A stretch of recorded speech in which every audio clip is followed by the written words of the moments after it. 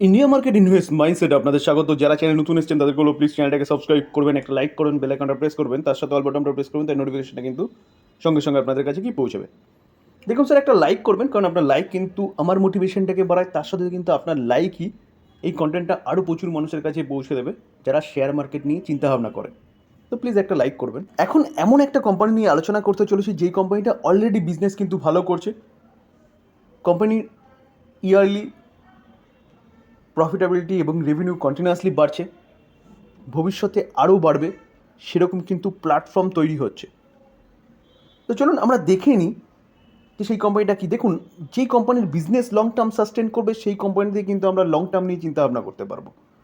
তো এরকমই এই কোম্পানি, যেই কোম্পানি নিয়ে আমরা আলোচনা করতে চলেছি, চলুন কোম্পানি কি, বিজনেস কি, ডিটেলসে দেখে নেব। আমরা যে কোম্পানি নিয়ে আলোচনা করতে চলেছি সেই কোম্পানিটা কিন্তু রেলওয়ে সেক্টরের।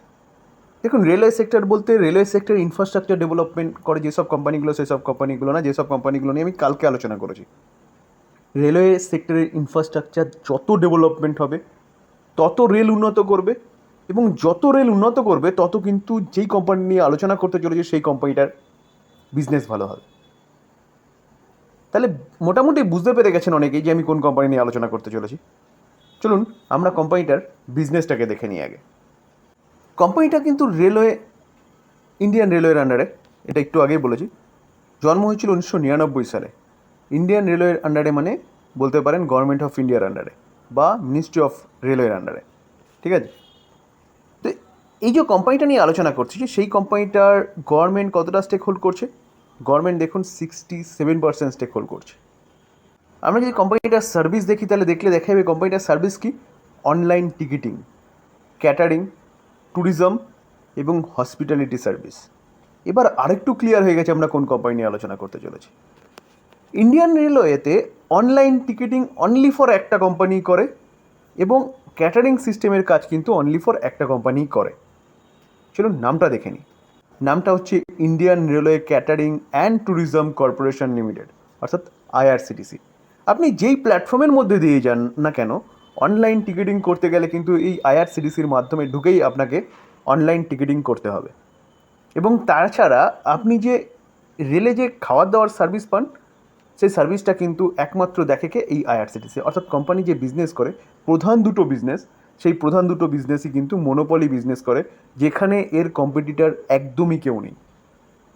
তো স্যার আমি বললাম কি, রেলওয়ে ইনফ্রাস্ট্রাকচার ডেভেলপমেন্ট করলে এই কোম্পানিটার বিজনেস বাড়বে কী করে? দেখুন, যত রেল উন্নত হবে, যত রেল সার্ভিস ভালো দেবে, তত রেলের কনজিউমার বাড়বে। যত রেল বেশি চালাবে তত রেলের কনজিউমার বাড়বে, এবং এই কোম্পানিটা ইনকাম হবে কী করে? দেখুন, যত রেল সার্ভিস ভালো দেবে, যত রেল বাড়বে, তত কিন্তু রেলের টিকিটিং বিজনেস বাড়বে। আর রেলের টিকিটের বিজনেস যদি বাড়ে তাহলে এই কোম্পানিটা ইনকাম হবে, এবং রেলের যে প্যান্ট্রি কারগুলো চালায় সেটা কিন্তু আইআরসিটিসি চালায়, সেখান থেকে ক্যাটারিং সার্ভিস প্রোভাইড করেও কিন্তু এই কোম্পানিটারই ইনকাম বাড়বে। তো যত বন্দে ভারত চলুক, যত হচ্ছে রেল ব্যবস্থা বাড়বে, আনাচে কানাচে গভর্নমেন্ট লক্ষ্যমাত্রা নিয়েছে রেলকে পৌঁছে দেওয়ার। তো রেল যত আনাচে কানাচে পৌঁছাবে, যত ইলেকট্রিফিকেশন হবে তত দ্রুত রেল চলবে। তো গভর্নমেন্ট 100% ইলেকট্রিফিকেশনের কথা বলছে। তো সেই জায়গায় দাঁড়িয়ে রেলের যত উন্নতি হবে এই কোম্পানিটার কিন্তু তত উন্নতি হবে। তার সাথে সাথে কিন্তু কোম্পানিটার ট্যুরিজম এবং হসপিটালিটি সার্ভিসও প্রোভাইড করছে। কীরকমভাবে? দেখুন, ট্যুরিজম, আপনি কোথাও ঘুরতে যাচ্ছেন, আপনি আইআরসিটিসির মাধ্যমে কিন্তু হোটেল বলুন, রিসর্ট বলুন, টোটাল প্যাকেজিং ব্যবস্থা আপনি পেয়ে যাবেন।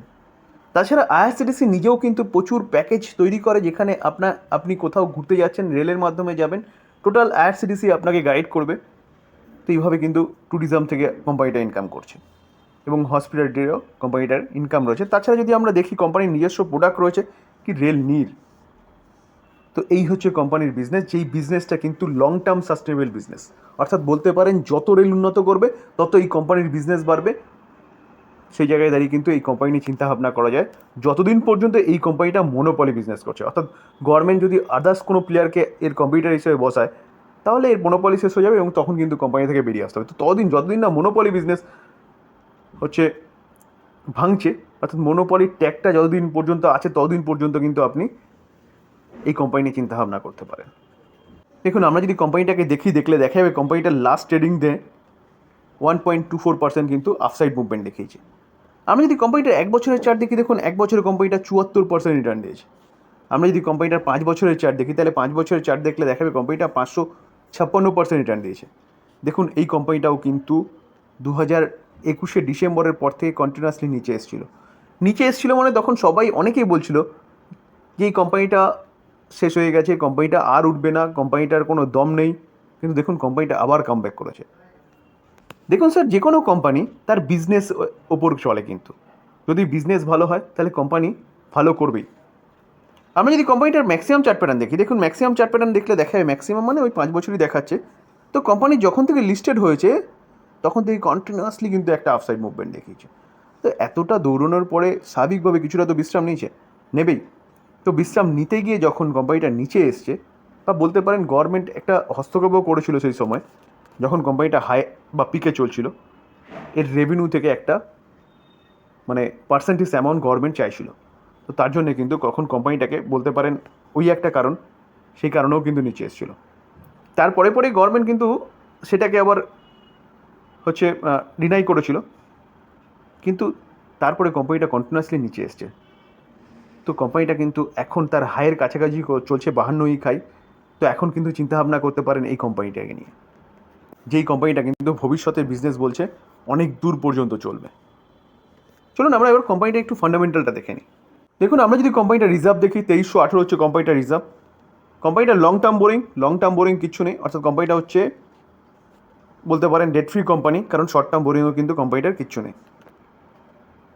আমরা যদি ক্যাশ অ্যান্ড ক্যাশ ইকুইভ্যালেন্ট দেখি, তাহলে ক্যাশ অ্যান্ড ক্যাশ ইকুইভ্যালেন্ট দেখলে দেখা যাবে 1933 কিন্তু কোম্পানিটার কাছে ক্যাশও রয়েছে।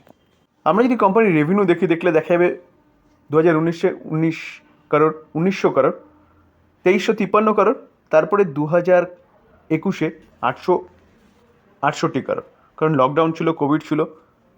22-এ 1952 করোড়, দেখুন 23-এ কিন্তু আবার যখন স্বাভাবিক হয়ে গেছে তখন থেকে কিন্তু কোম্পানিটার বিজনেস আবার ট্র্যাকে চলে এসছে, অর্থাৎ 3661 করোড়। কারণ কোভিডের সময় সবচেয়ে বেশি প্রভাব কিন্তু রেলের ওপর পড়েছিল, কারণ রেল কিন্তু অনেক দিন যাবৎ বন্ধ ছিল লকডাউনে।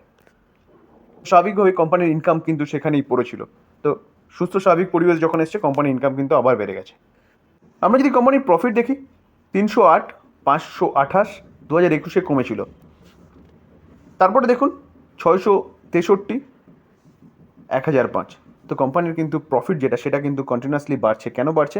কারণ কোম্পানি বিজনেস ভালো করছে। আমরা যদি শেয়ার হোল্ডিং প্যাটার্ন দেখি, তাহলে ডিসেম্বর 2023 প্রোমোটার 62.4% স্টেক হোল্ড করছে, এফআই 7.3% স্টেক হোল্ড করছে, এবং ডিআইএস কিন্তু 12% স্টেক হোল্ড করছে। দেখলে দেখা যাবে কিন্তু এফআইএস ডিআইএস কন্টিনিউয়াসলি তার যে স্টেক সেই সংখ্যা কিন্তু বাড়াচ্ছে। দেখুন আমরা যদি এফআইএসকে দেখি, তাহলে 6.5 ছিল, 7.7173 বেড়েছে, ঠিক আছে। আমরা যদি ডিআইএসকে দেখি, 9.9, 10.5, 12। তো ডিআইএসও কিন্তু তার স্টেক সংখ্যা বাড়াচ্ছে, আর কমছে কার?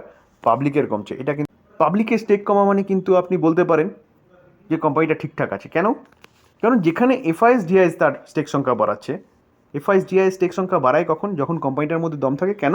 কারণ এফআইএস ডিআইএস কিন্তু সাধারণ পাবলিকের থেকে অনেক বেশি কোম্পানির ভেতরগত খবর রাখে। আমরা যদি কোম্পানিটার মার্কেট ক্যাপ দেখলে দেখা যাবে কত? 81,000। অর্থাৎ কোম্পানিটা কিন্তু লার্জ ক্যাপ ক্যাটাগরির কোম্পানি।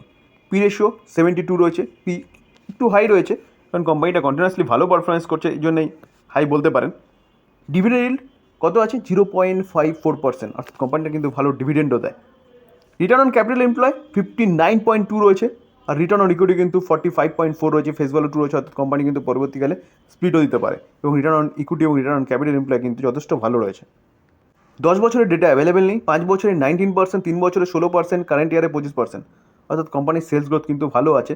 3 বছরে কমে যাওয়ার পিছনে যদি কারণ বলেন, তাহলে আমরা কিন্তু একটু আগে পিএনএল যখন দেখছিলাম তখন কিন্তু বলেছিলাম 2021-22 লকডাউন ছিল, টোটাল রেল ব্যবস্থা কিন্তু বন্ধ ছিল অনেকটা টাইমের জন্য।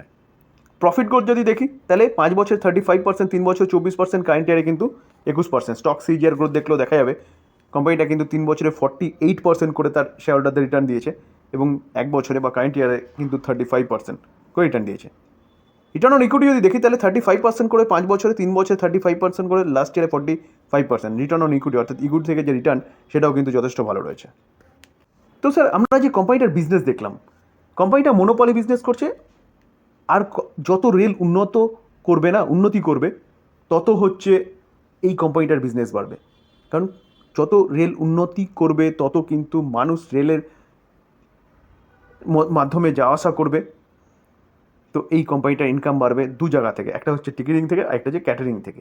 তার পাশাপাশি কোম্পানিটা কিন্তু আরও অনেক বিজনেস করছে, ট্যুরিজম বিজনেস বলুন, হসপিটালিটি বিজনেস বলুন। তো সেই জায়গায় দাঁড়িয়ে বিজনেস লং টার্ম সাস্টেনেবল। আর লাস্ট 5 ইয়ার যে আমরা দেখলাম সে দেখে বুঝতে পারলাম যে কোম্পানি কিন্তু লাস্ট 5 ইয়ারে ভালো একটা প্রফিট বলুন, রেভিনিউ বলুন, বা সেলস গ্রোথ বলুন, প্রফিট গ্রোথ বলুন, সব কিছু কিন্তু ভালো শো করেছে। তো সেই জায়গায় দাঁড়িয়ে কিন্তু এই কোম্পানি নিয়ে চিন্তা ভাবনা করতে পারেন লং টার্ম ইনভেস্টমেন্টের জন্য। এই ছিল আলোচনাটা যদি ভালো লাগে, যারা চ্যানেল নতুন এসেছেন তাদেরকে বলো প্লিজ চ্যানেলটাকে সাবস্ক্রাইব করবেন, একটা লাইক করবেন, বেল আইকনটা প্রেস করবেন, তার সাথে অল বাটনটা প্রেস করুন, তাই নোটিফিকেশনটা কিন্তু সঙ্গে সঙ্গে আপনাদের কাছে গিয়ে পৌঁছাবে। থ্যাংক ইউ, ভালো থাকবেন।